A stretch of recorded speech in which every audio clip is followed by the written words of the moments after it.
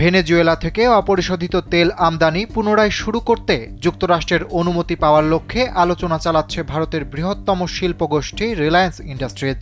শনিবার বার্তা সংস্থা রয়টার্সের এক প্রতিবেদনে এ তথ্য জানানো হয়েছে।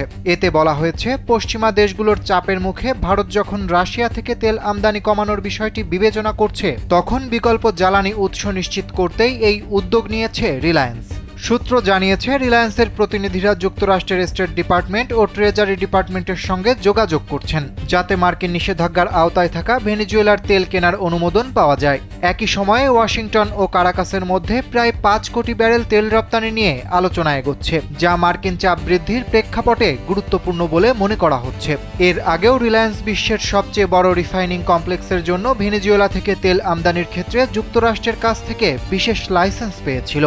সেই অনুমতির আওতায় 2025 সালের প্রথম 4 মাসে ভেনেজুয়েলার রাষ্ট্রায়ত্ত তেল কোম্পানি PDVSA রিলায়েন্সকে 4টি তেলের চালান সরবরাহ করে, যার পরিমাণ ছিল দৈনিক প্রায় 63,000 ব্যারেল।